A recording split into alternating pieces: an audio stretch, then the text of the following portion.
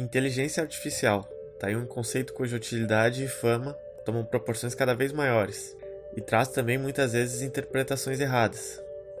E já que é um conceito que envolve muito a matemática, eu pensei em trazer alguns conceitos matemáticos básicos e importantes também para essa área.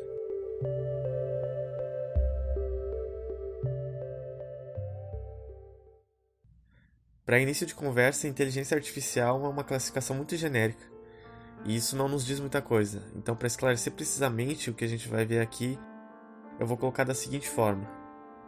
Dentro da inteligência artificial, que é um conceito muito amplo, a gente vai ver redes neurais artificiais. E dentro das redes neurais artificiais, a gente vai ver um algoritmo específico que é o Perceptron, que é um algoritmo que classifica de forma linear e binária. A gente vai entender no decorrer do vídeo o porquê de algumas dessas nomenclaturas, mas por enquanto a gente não vai se estender muito nessas definições porque com o tempo isso acaba se decorando. O que importa agora é que a gente vai tratar do Perceptron, que é uma rede neural de uma única camada, um algoritmo que foi criado em 1958 por Frank Rosenblatt. Então é um dos pioneiros aí quando se trata de algoritmo de redes neurais artificiais. Mas por que esse nome, rede neural artificial?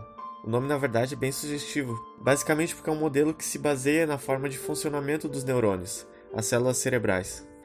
E como exatamente essas células funcionam? Resumidamente, nós temos essas estruturas chamadas dendritos, que são as regiões que vão receber os sinais de outras células. E uma vez que essa informação é processada pelo corpo celular, ela é passada adiante pelo axônio e suas terminações. Ou seja, em uma linguagem mais computacional, nos dendritos nós temos os inputs e no terminal do axônio os outputs, de modo que nós podemos representar deste modo. Nós temos os sinais que entram representados pela letra X. Estes sinais então são integrados, o que é representado pelo sinal de somatório, e passam pela função de ativação, que vai ditar a forma que esses outputs serão retornados. E nesse caso, como é um classificador binário, as funções de ativação mais usadas são aquelas que retornam 1 ou menos 1, ou 1 ou 0. Nesse caso aqui eu vou procurar usar a que retorna 1 ou menos 1, mas em geral existem diversas funções de ativação que dependem do algoritmo que é usado e também de como se quer que os dados sejam retornados. E assim como em um neurônio, há sinais de entrada que são enfraquecidos e outros fortalecidos, a depender da mensagem que o neurônio quer passar adiante. E essa dinâmica também existe nos modelos, que é representada por pesos que vão multiplicar os inputs. E vai ter um elemento que é chamado de bias, que vai multiplicar o 1, que é justamente para ficar inalterado. E na prática o que ele vai fazer é facilitar em muitos casos as separações dos dados. Mas isso eu acho que vai ficar mais claro adiante. Talvez você tenha percebido que dessa representação a gente pode chegar ao conceito de combinação linear, que é um conceito bastante presente em geometria analítica e álgebra linear, e que é justamente a soma dessas multiplicações entre x e w. E precisamente por ser uma combinação linear, nós podemos escrever essa soma como produto escalar entre dois vetores, que eu também vou chamar de x e w, respectivamente. E o resultado dessa soma, ao passar pela função de ativação, vai ser o meu y. E essa é uma vantagem de introduzir esse assunto através do Perceptron, porque em um neurônio normal você tem diversas entradas, diversas saídas, várias conexões, várias camadas, e de fato você tem modelos desse tipo muito mais complexos que são usados, para problemas também muito mais complexos. Mas nesse caso aqui não, aqui só vai ter uma saída. E aqui a gente volta à questão do porquê ele ser um classificador binário. E é porque ele vai separar os dados de duas formas que vão ser interpretados de forma binária. Por exemplo, resultados da forma verdadeiro ou falso, sim ou não, positivo ou negativo, bom ou ruim e assim por diante. E eu sei que aqui pode estar um pouco genérico, mas agora a gente vai tentar visualizar um pouco e ver alguns exemplos. A gente viu que a soma dos elementos de entrada multiplicado por pesos nada mais é do que produto escalar entre vetores. Mas geometricamente o que isso significa? Ou ao menos em dimensões mais baixas onde a gente consegue visualizar. Para exemplificar, eu vou pegar dois vetores com 3 dimensões, ou seja, pertencentes a R3, que eu também vou chamar de x e w. E claro, como padrão dito anteriormente, um elemento de x é o 1 e um elemento de w é o bias. E se a gente escrever o produto escalar como uma combinação linear e igualar a zero, a gente percebe algo interessante geometricamente, que essa expressão nada mais é do que a equação geral da reta. Ou de modo geral, essa é a expressão de um hiperplano. Mas não faz muita diferença por agora como eu interpreto isso. O importante é que nós temos a divisão do espaço em dois, e é justamente essa, como eu disse anteriormente, a função de um classificador linear binário. É separar linearmente os dados em duas partes.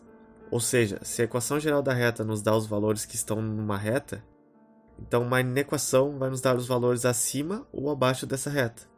Vamos ver um exemplo simples para ver como isso funciona na prática.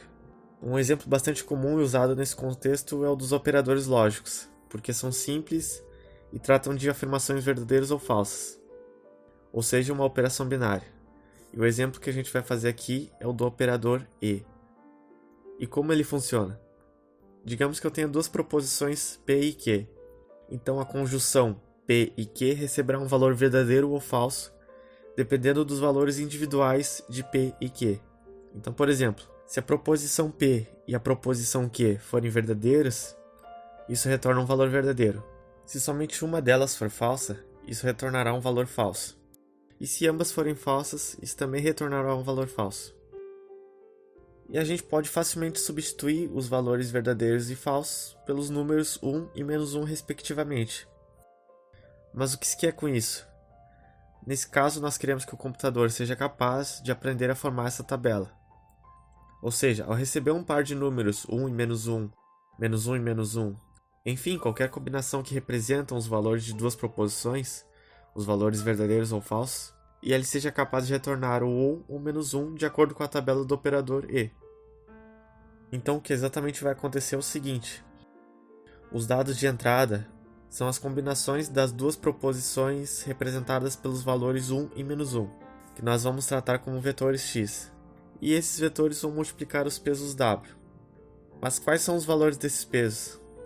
Bom, eu posso associar os valores maiores que zero do produto escalar ao output 1 e os valores menores que zero ao output menos 1. E é exatamente isso que o programa vai procurar. Ele vai procurar por um vetor w que satisfaça a seguinte relação. E como visto há pouco, a combinação linear com duas variáveis igualada a zero nos dá uma reta, e as inequações dão os valores acima e abaixo da reta. Então, geometricamente, o programa está procurando por uma reta que separe os dados que geram o output 1 de um lado e os que geram menos 1 do outro. E aqui entra a importância do bias, aquele fator que foi falado anteriormente. Se não o utilizarmos nesse caso, nós teríamos uma reta que passa pela origem, e se percebe que não se conseguiria separar os dados da forma que pretendemos, porque eu só posso mexer na angulação dela. Mas se acrescentarmos um elemento a mais nos vetores, essa constante vai fazer o papel do coeficiente linear, e eu vou poder deslocar essa reta ao longo do eixo vertical e assim separar os dados da forma pretendida. É claro que esse exemplo é bem fácil de resolver, pelo gráfico mesmo eu posso escolher a dedo uma reta que separaria os dados da forma correta. E eu não preciso de um computador para isso. Mas à medida que as dimensões aumentam e os dados aumentam, aí sim há necessidade de se usar esses recursos. E um detalhe, nem todo conjunto de dados pode ser separado linearmente. E esse poderia ser um caso se nós não pudéssemos colocar o bias, esse elemento extra. É interessante também notar que se pode sem problemas representar isso em um espaço tridimensional. É só, entre aspas, estender essa reta pelo terceiro eixo, ou eixo também conhecido como eixo Z. Eu não vou entrar nos detalhes de como o algoritmo vai procurar por um vetor correto. Tem até uma demonstração interessante, mas foge um pouco do meu objetivo com esse vídeo, que é mostrar um pouco como a matemática está profundamente ligada a essas tecnologias. E eu acho que se alguma ideia desse vídeo tem que ser guardada, é que primeiro, para se resolver um problema computacionalmente, a gente precisa de algum modo transformar os dados de qualquer tipo em dados numéricos, para que o computador possa entender. E segundo, uma vez transformados esses dados de uma maneira inteligente, os algoritmos de redes neurais irão procurar e classificar esses dados de forma muito mais rápida e eficiente do que qualquer ser humano não poderia sequer cogitar. Então, não basta ter um algoritmo inteligente, é preciso também ter alguém inteligente por trás para modelar o problema da melhor forma possível e passar só o trabalho bruto para o computador. Bom, espero que essas informações sirvam para desmistificar um pouco as ideias do funcionamento de tecnologias de inteligência artificial. E se foi útil para você de alguma forma, por favor, curta o vídeo, se inscreva no canal. E é isso. Obrigado e até mais.